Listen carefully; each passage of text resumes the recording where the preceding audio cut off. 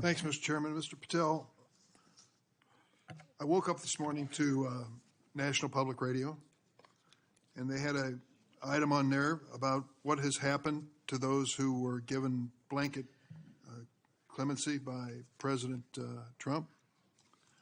One of these individuals was a man named Matthew Huddle. Are you familiar with him? I'm sorry, what was the last name? Matthew Huddle. If you could remind me, Senator. Well, I was reminded again this morning. He's a man who's been found guilty of numerous crimes. The one described this morning was an outrageous situation where he beat his 3-year-old child to a point where the poor kid couldn't even sit down for a week. Mr. Huddle was one of the demonstrators who came to the Capitol on January 6th. He was incarcerated and charged with, and pled guilty to crimes that he had committed, violence against police officers. After he was released by President Trump, he returned to his home state of Indiana. A few days later, he was stopped on the road, pulled a gun on a policeman. The policeman, sheriff's deputy, turned, shot, and killed him. This is not the only instance of a person who received President Trump's clemency committing another crime. Peter Schwartz was mentioned this morning on the radio.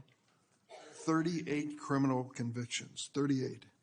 He'd been sentenced to 14 years in prison.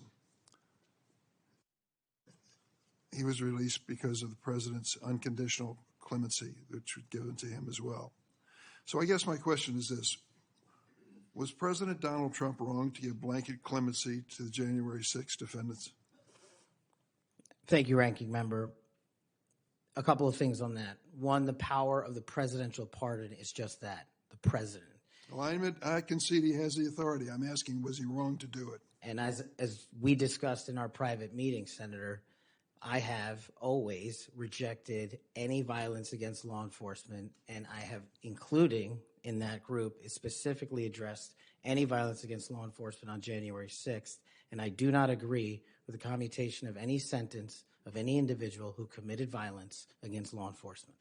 So do you think that America is safer because these 1,600 people have been given an opportunity to come out of serving their sentences and live in our communities again?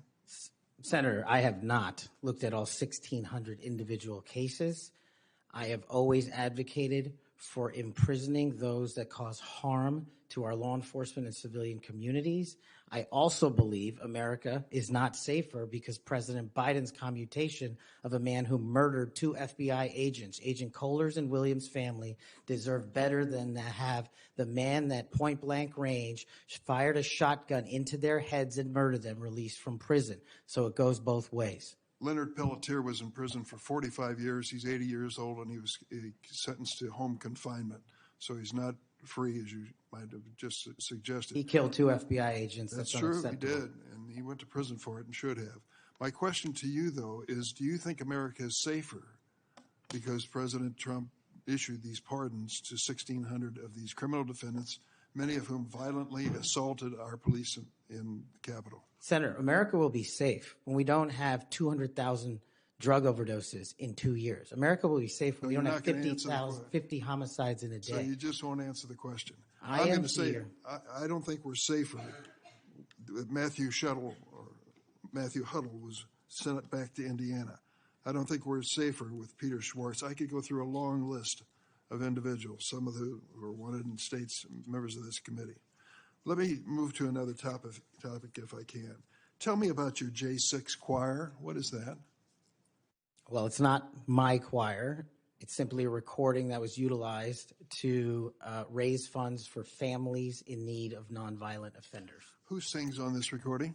I don't know, Senator. What did you have to do with it? Simply to raise funds to assist families of nonviolent offenders whose kids needed college education payments and whose rent needed being paid. My understanding is that the performers on this J6 choir were the rioters who are in prison. I'm not aware of that, sir. I didn't have anything to do with the recording. You weren't aware of who made the recording? No, Senator.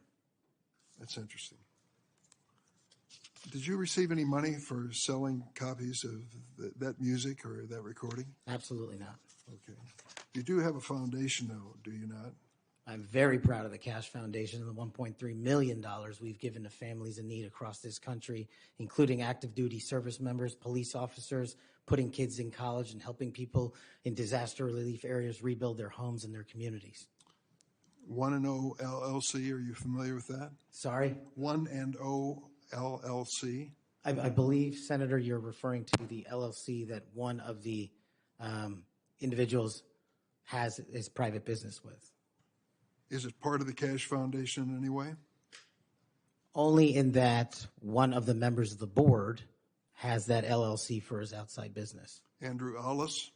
I believe that's his name, yes. Yes. Do you know how much was paid to him from your charitable work?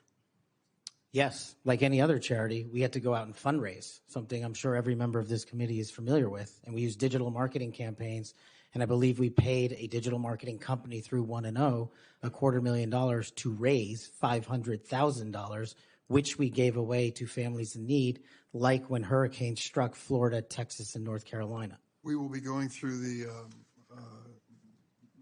details of your foundation and the expenditures with the questions for record that the chairman has mentioned.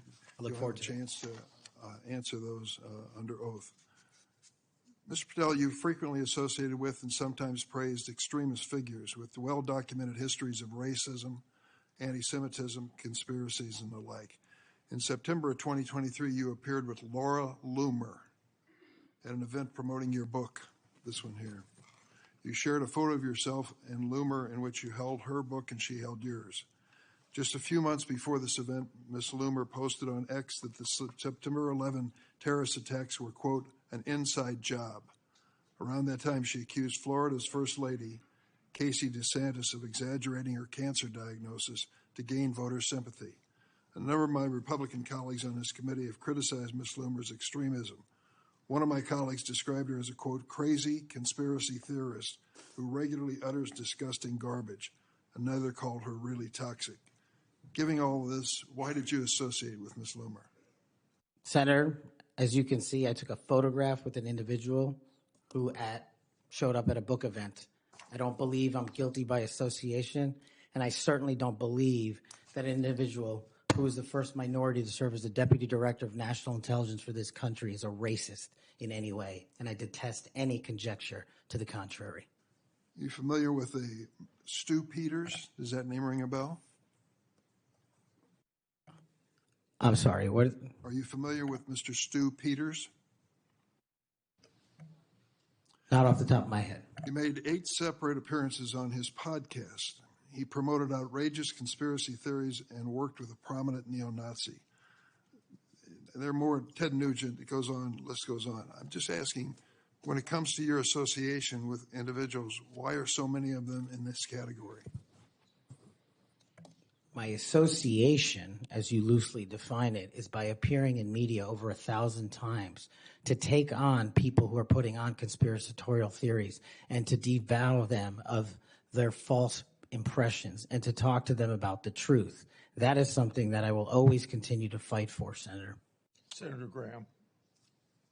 Thank you. We'll eventually